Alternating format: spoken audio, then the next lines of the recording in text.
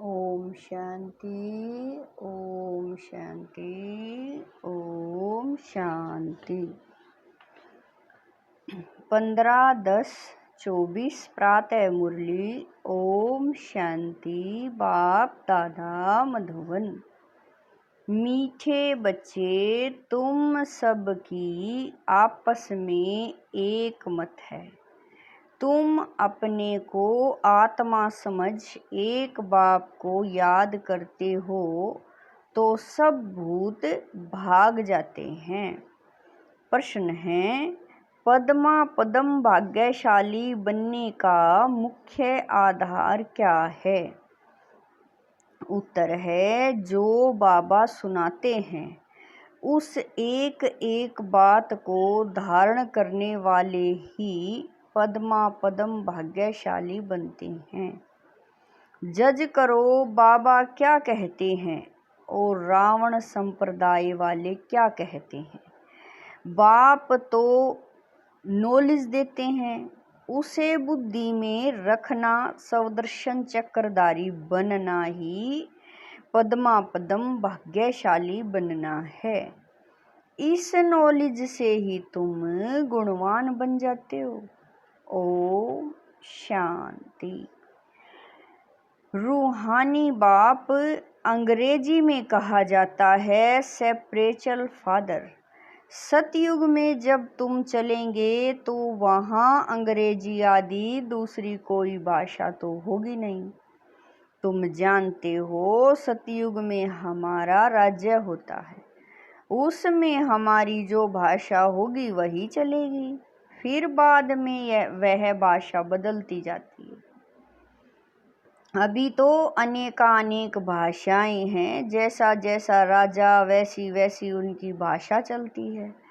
अब यह तो सब बच्चे जानते हैं, सब सेंटर्स पर भी जो बच्चे हैं उनकी है एक मत। अपने को आत्मा समझना है और एक बाप को याद करना है ताकि भूत सब भाग जाएं। बाप है पतित पावन, 5 भूतों की तो सब में प्रवेशता है। आत्मा में ही भूतों की प्रवेशता होती है। फिर इन भूतों अथवा विकारों का नाम भी लगाया जाता है देह, अभिमान, काम, क्रोध आदि। ऐसे नहीं कि सर्वव्यापी कोई इधर है। कभी भी कोई कहे कि ईश्वर सर्वव्यापी है तो कहो सर्वव्यापी आत्माएं हैं और इन आत्माओं में 5 विकार सर्वव्यापी हैं। बाकी ऐसे नहीं कि परमात्मा सर्व में विराजमान है। परमात्मा में फिर 5 भूतों की प्रवेशता कैसे होगी? एक एक बात को अच्छी रीति धारण करने से तुम पद्मा पदम भाग्यशाली बनते हो। दुनिया वाले रावण संप्रदाय क्या कहते हैं और बाप क्या कहते हैं, अब जज करो। हरेक के शरीर में आत्मा है, उस आत्मा में 5 विकार प्रवेश है। शरीर में नहीं, आत्मा में 5 विकार अथवा भूत प्रवेश होते हैं। सतयुग में यह 5 भूत नहीं है, नाम ही है डीटी वर्ड। यह है डेविल वर्ड। डेविल कहा जाता है असुर को। कितना दिन और रात का फर्क है। अभी तुम चेंज होते हो, वहाँ तुम्हारे में कोई भी विकार, कोई अवगुण नहीं रहता। तुम्हारे में संपूर्ण गुण होते हैं। तुम 16 कला संपूर्ण बनते हो। पहले थे, फिर नीचे उतरते हो। इस चक्र का अभी मालूम पड़ा है। 84 का चक्र कैसे फिरता है। हम आत्मा को सबका दर्शन हुआ है, अर्थात इस चक्र का नॉलेज हुआ है। उठते बैठते चलते तुमको यह नॉलेज बुद्धि में रखना है। बाप नॉलेज पढ़ाते हैं यह रूहानी नॉलेज बाप भारत में ही आकर देते हैं। कहते हैं ना, हमारा भारत, वास्तव में हिंदुस्तान कहना तो रोंग है। तुम जानते हो, भारत जब स्वर्ग था तो सिर्फ हमारा ही राज्य था और कोई धर्म नहीं था। न्यू वर्ल्ड थी, नई दिल्ली कहते हैं ना। दिल्ली का नाम असल दिल्ली नहीं था, परिस्तान कहते हैं थे।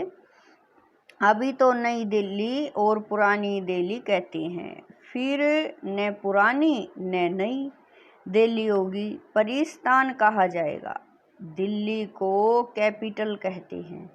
इन लक्ष्मी नारायण का राज्य होगा और कुछ भी नहीं होगा, हमारा ही राज्य होगा। अभी तो राज्य नहीं है, इसीलिए सिर्फ कहते हैं। हमारा भारत देश है, राजाएं तो है नहीं। तुम बच्चों की बुद्धि में सारा ज्ञान चक्र लगाता, बाबा कह रहे हैं तुम बच्चों की बुद्धि में सारा ज्ञान चक्र लगाता है। बरोबर पहले पहले इस विश्व में देवी देवताओं का राज्य था और कोई राज्य नहीं था। जमुना का किनारा था, उसको परिस्तान कहा जाता था। देवताओं की कैपिटल दिल्ली ही रही है।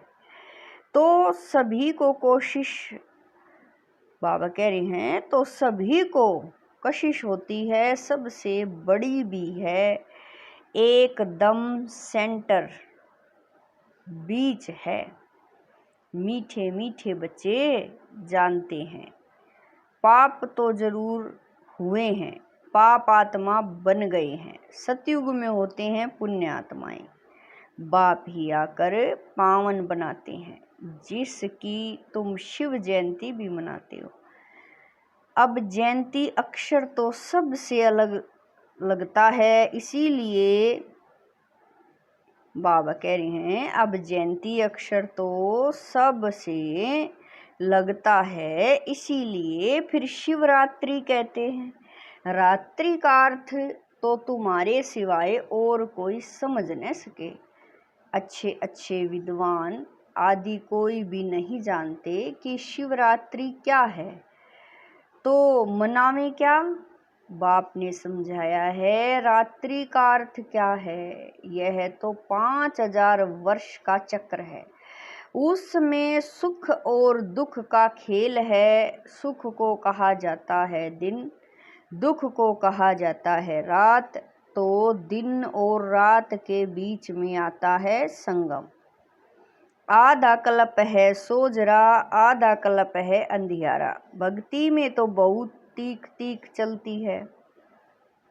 यहाँ है सेकंड की बात, बिल्कुल जी सहज योग। तुमको पहले जाना है मुक्ति धाम, फिर तुम जीवन मुक्ति और जीवन बंधन में कितना समय रहे हो, यह तो तुम बच्चों को याद है।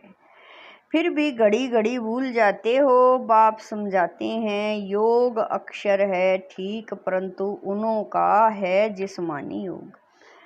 यह है आत्माओं का परमात्मा के साथ योग। सन्यासी लोग अनेक प्रकार के हठ योग आदि सिखाते हैं, तो मनुष्य मूंझते हैं। तुम बच्चों का बाप भी है तो टीचर भी है, तो उनसे योग लगाना पड़े ना। टीचर से पढ़ना होता है। बच्चा जन्म लेता है तो पहले बाप से योग होता है, फिर 5000 वर्ष के बाद बाबा कह रहे हैं बच्चा जन्म लेता है तो पहले बाप से योग होता है, फिर 5 वर्ष के बाद टीचर से योग लगाना पड़ता है, फिर वानप्रस्थ अवस्था में गुरु से योग लगाना पड़ता है। 3 मुख्य याद रहते हैं, वह तो अलग अलग होते हैं। यहाँ यह एक ही बार बाप आकर बाप भी बनते हैं, टीचर भी बनते हैं। वंडरफुल है ना। ऐसे बाप को तो जरूर याद करना चाहिए।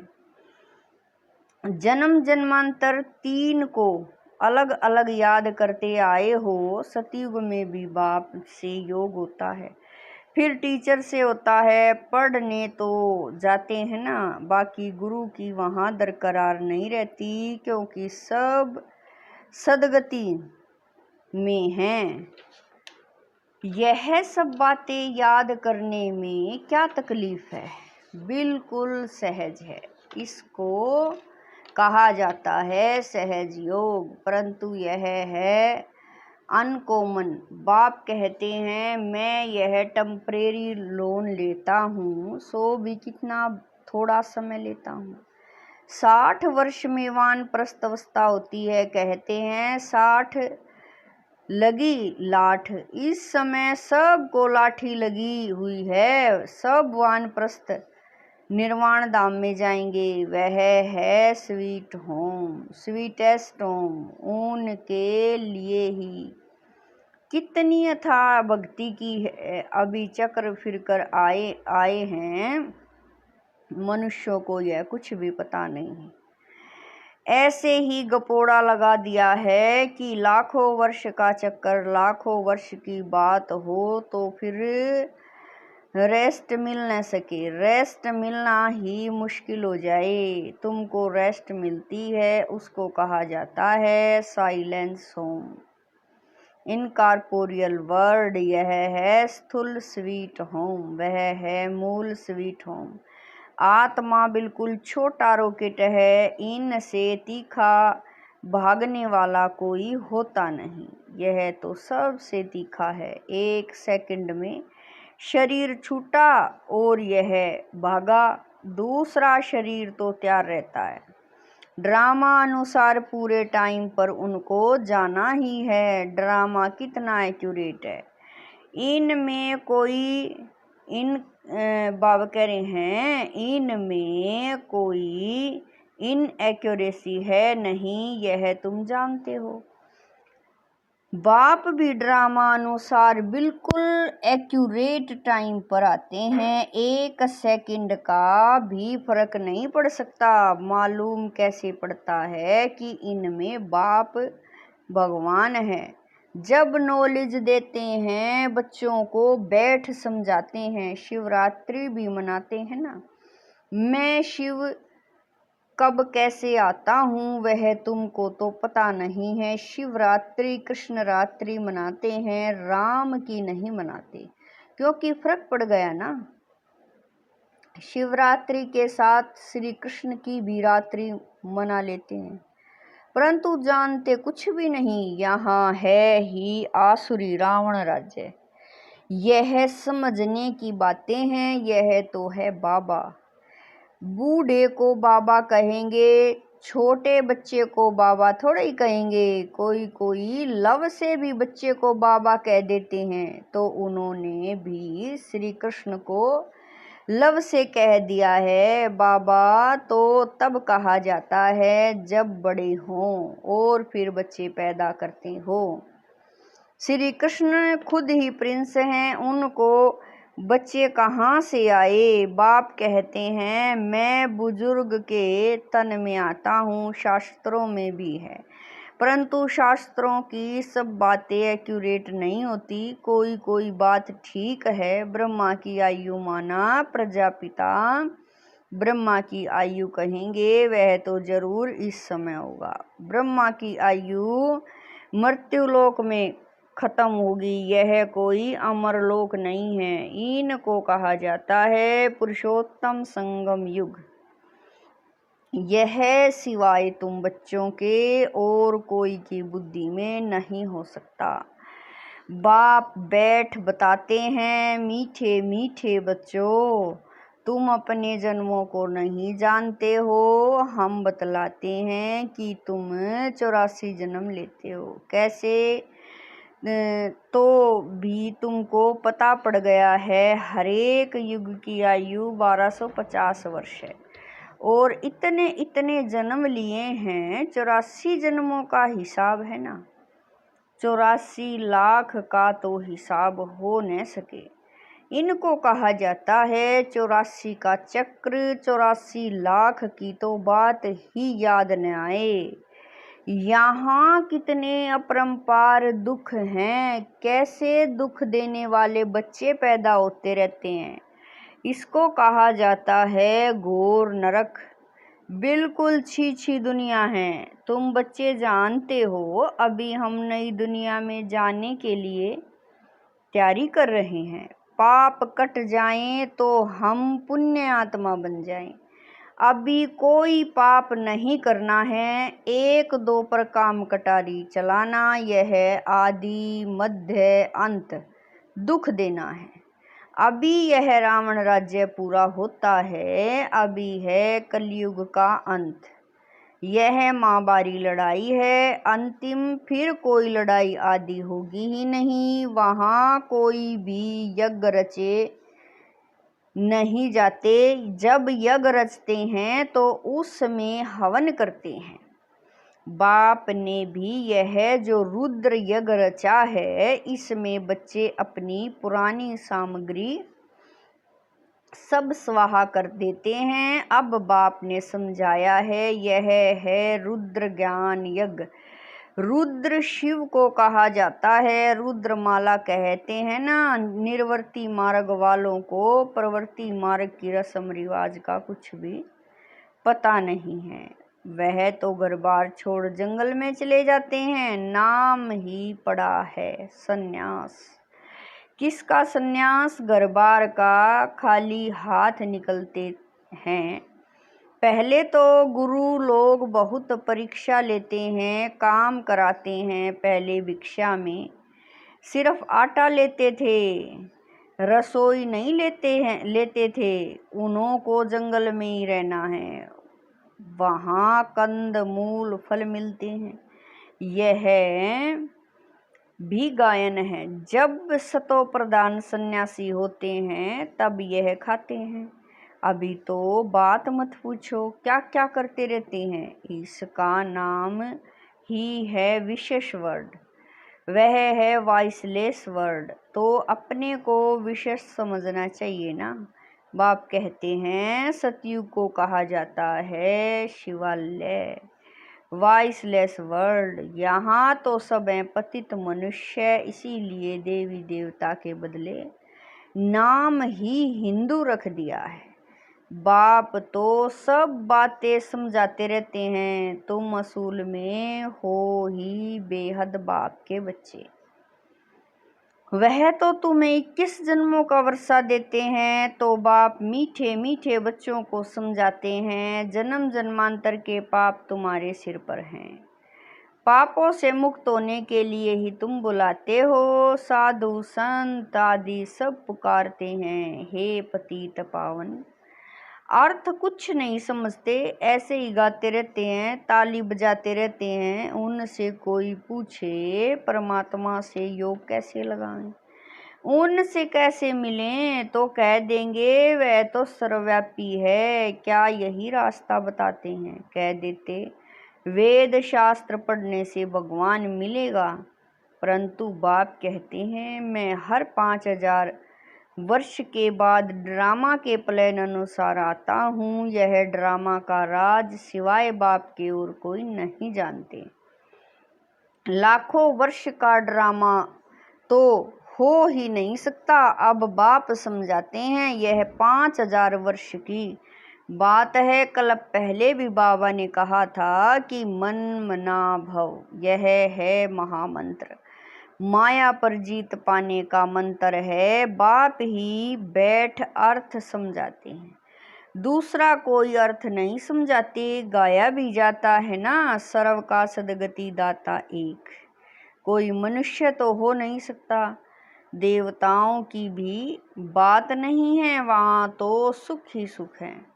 वहाँ कोई भक्ति नहीं करते। भक्ति की जाती है भगवान से मिलने के लिए। सतयुग में भक्ति होती नहीं, क्योंकि 21 जन्मों का वर्षा मिला हुआ है। तब गाया भी जाता है, दुख में सिमरण सब करे, सुख में करे न कोई। यहाँ तो अथाह दुख है। घड़ी घड़ी कहते हैं भगवान रहम करो। यह कलयुगी दुखी दुनिया सदैव नहीं रहती। सतयुग त्रेता पास्ट हो गए हैं, फिर होंगे। लाखों वर्ष की तो बात भी याद नहीं रह सकती। अब बाप तो सारी नॉलेज देते हैं, अपना परिचय भी देते हैं और रचना के आदि मध्य अंत का राज भी समझाते हैं। 5000 वर्ष की बात है, तुम बच्चों को ध्यान में आ गया है। अभी तो पराये राज्य में हो, तुम अपना राज्य था। बाबा कह रहे हैं तुमको अपना राज्य था, यह तो लड़ाई से अपना राज्य लेते हैं, हथियारों से मारा मारी से अपना राज्य लेते हैं। तुम बच्चे तो योग बल से अपना राज्य स्थापन कर रहे हो। तुम्हें सतो प्रधान दुनिया चाहिए। पुरानी दुनिया खत्म हो गई, नई दुनिया बनती है। इसको कहा जाता है कलयुग। पुरानी दुनिया सतयुग है, नई दुनिया यह भी किसी को पता नहीं है। सन्यासी कह देते यह आपकी कल्पना है, यहाँ ही सतयुग है, यहाँ ही कलयुग है। अब बाप बैठ समझाते हैं, एक भी ऐसा नहीं है जो बाप को जानते हो। अगर कोई जानता होता तो परिचय देता। सतयुग त्रेता क्या चीज है, किसको समझ में थोड़ा ही आता है। तुम बच्चों को बाप अच्छी रीति समझाते रहते हैं। बाप ही सब कुछ जानते हैं, जानी जाननहार अर्थात नॉलेजफुल है। मनुष्य सृष्टि का बीज रूप है, ज्ञान का सागर, सुख का सागर है। उनसे ही हमको वर्षा मिलना है। बाप नॉलेज में आप समान बनाते हैं। अच्छा मीठे मीठे शकील दे बच्चों प्रति मात पिता बाप दादा का याद प्यार और गुड मॉर्निंग। रूहानी बाप की रूहानी बच्चों को नमस्ते। हम रूहानी बच्चों की रूहानी मात पिता बाप दादा को दिलवा जान शिकवा प्रेम से याद प्यार गुड मॉर्निंग नमस्ते ओम शांति। मेरे बाबा मीठे बाबा प्यारे बाबा, लाख लाख शुक्रिया मेरे बाबा। धारणा के लिए मुख्य सार है नंबर 1, यह पापों से मुक्त होने का समय है, इसलिए अभी कोई पाप नहीं करना है। पुरानी सब सामग्री इस रुद्र यज्ञ में स्वाहा करनी है। नंबर 2, अभी वानप्रस्थ अवस्था है, इसीलिए बाप टीचर के साथ साथ सतगुरु को भी याद करना है। स्वीट होम में जाने के लिए आत्मा को सतो प्रदान पावन बनाना है। वरदान है अपनी सूक्ष्म कमजोरियों को चिंतन करके परिवर्तन करने वाले सब चिंतक भवै। वरदान है अपनी सूक्ष्म कमजोरियों को चिंतन करके परिवर्तन करने वाले सब चिंतक भवै। सिर्फ ज्ञान की पॉइंट्स रिपीट करना, सुनना व सुनाना ही सब चिंतन नहीं है, लेकिन सब चिंतन अर्थात अपनी सूक्ष्म कमजोरियों को, अपनी छोटी छोटी गलतियों को चिंतन करके मिटाना, परिवर्तन करना, यही है सब चिंतक बनना। ज्ञान का मनन तो सभी बच्चे बहुत अच्छा करते हैं, लेकिन ज्ञान को स्वयं के प्रति यूज कर धारणा स्वरूप बनना, स्वयं को परिवर्तन करना, इसकी ही मार्क्स फाइनल रिजल्ट में मिलती है। स्लोगन है हर समय करन करावनहार बाबा याद रहे तो मैंपन का अभिमान नहीं आ सकता। स्लोगन है हर समय करन करावनहार बाबा याद रहे तो मैंपन का अभिमान नहीं आ सकता। ओम शांति।